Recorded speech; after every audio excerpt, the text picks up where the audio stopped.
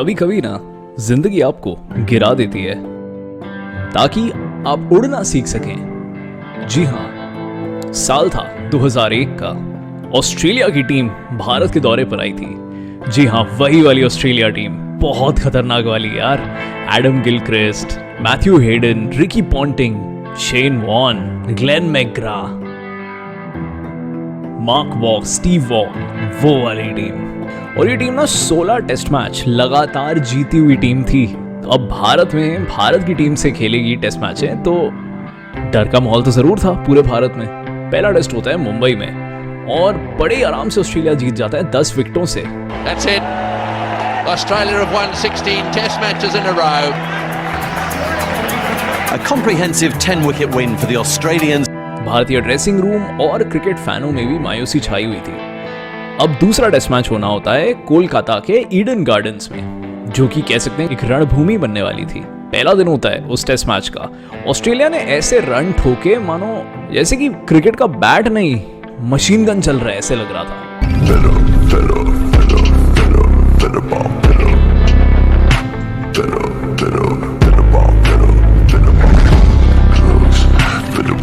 ठाई ठाई ठाई सारे बल्लेबाज ने आके ऐसे रन लगाए यार।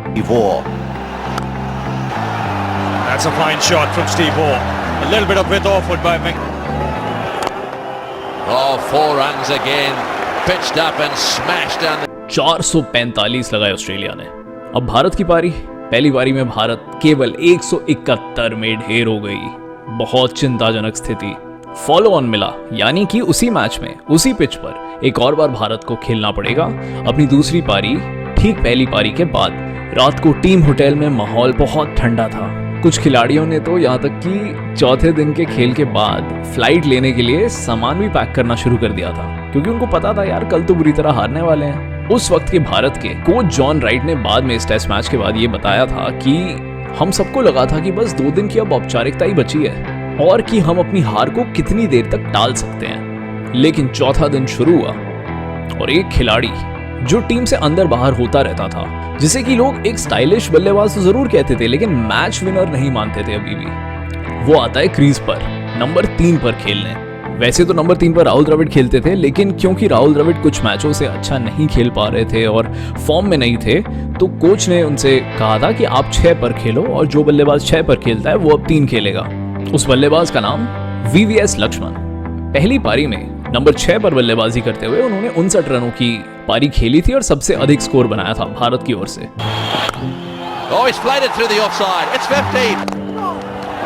That's a fine shot. Lovely use of it. तो इसलिए कोच जॉन राइट ने कहा कि लक्ष्मण तुम आज नंबर 3 खेल रहे हो और इसलिए अपने पैड्स पहने रखो, क्योंकि पहली पारी जस्ट खत्म हुई थी। वो आए थे बल्लेबाजी करके, इन्होंने कहा कि तुम 3 पर खेलोगे तो थोड़ी देर में फिर से जाओगे बल्लेबाजी करने, पैड लगाए रखो।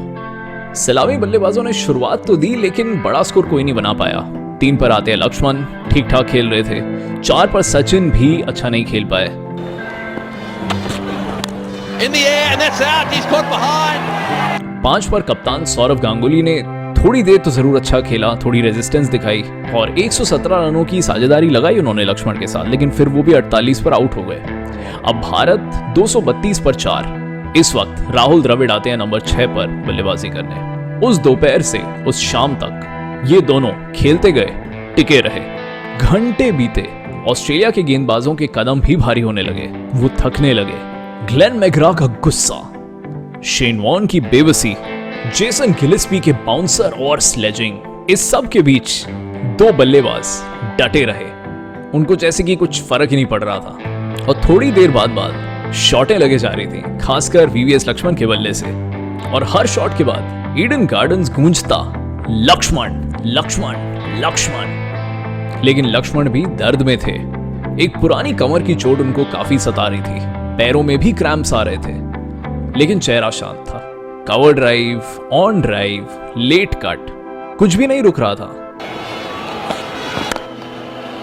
Oh, good shot. और हर शॉट को देखकर लग रहा था कि ये तो कलाकारी है। ड्रेसिंग रूम के सारे खिलाड़ी अब बैठना छोड़ बालकनी में आके खड़े हो गए थे, क्योंकि उनको पता था कि कुछ बड़ा होने वाला है। ये वीवीएस आज रुकने नहीं वाला। हर रन पर तिरंगे लहर रहे थे। एक पत्रकार ने लिखा कि ये अब सिर्फ एक खेल नहीं रहा था, ये एक विद्रोह बन चुका था, क्योंकि 5वां दिन भी शुरू हो गया और ये दोनों खेले ही जा रहे हैं यार। अब तो ऑस्ट्रेलिया के गेंदबाज भी आराम करके आए थे, पूरे दम से बॉल कर रहे थे, लेकिन यार इन दोनों में हमें कुछ ऐसा नहीं लग रहा था कि कोई आउट होने वाला है। इतने आराम से दोनों खेल रहे थे, कंफर्टेबल हो गए थे बिल्कुल। यही चलता रहा काफी घंटे और फिर आखिरकार स्कोरबोर्ड ने दिखाया 281 रन। टीम के नहीं, एक इंसान के, एक बल्लेबाज के। अंदाजा लगाइए कौन थे वो? VVS यानी very very special Laxman. Follow on के बाद टेस्ट क्रिकेट के इतिहास का सबसे बड़ा स्कोर। साथ ही साथ राहुल द्रविड़ भी 180 रन की पारी खेल चुके थे। करीब करीब 400 रनों की यह साझेदारी थी। भारत का स्कोर 650 पार, 657 पर 7 पर भारत ने डिक्लेयर किया। और अब भारत को यह पता था कि ये टेस्ट मैच अब हार नहीं सकते हैं, या तो ड्रॉ होगा और अगर अच्छी गेंदबाजी करी क्या पता जीत भी जाए। फिर आती है ऑस्ट्रेलिया बल्लेबाजी करने। हरभजन सिंह जो गेंदबाजी करते हैं वहां पर। It's up in the air, taken. स्पिनरों ने तो पूरे मजे उठाए थे। हरभजन सिंह 6 विकेटें लेते हैं। In the air and got it. And again he's got it. That's the end of Gillespie. He went. Sachin Tendulkar कभी लेग स्पिन कभी ऑफ स्पिन डालकर 3 विकेटें लेते हैं। And it's a big shout again. The umpire has given him out. Matthew Hayden comes. Australia, वही वाली Australia, वही खतरनाक Australia, वही किसी से नहीं हारने वाली ऑस्ट्रेलिया, वही डरावनी Australia. 212 all out. Given him. That's the end of the test match. India have won.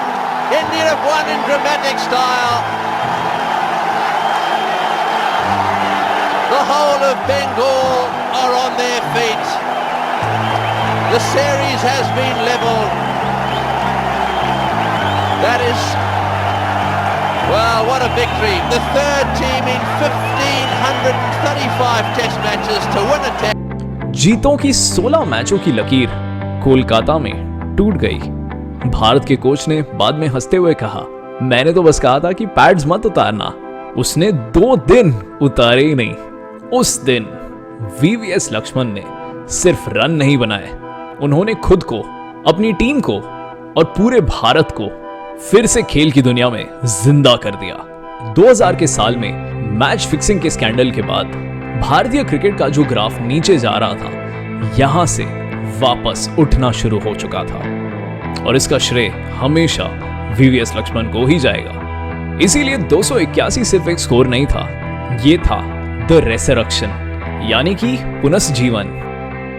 अगर क्रिकेट आपकी रगों में खून की तरह बहता है तो इस कहानी को, इस चैनल को और बाकी कहानियों को मिस मत कीजिए। सब्सक्राइब कीजिए, वीडियो को लाइक कीजिए, कमेंट कीजिए और कौन सी कहानी सुनना चाहेंगे। बहुत बहुत शुक्रिया। Bye bye.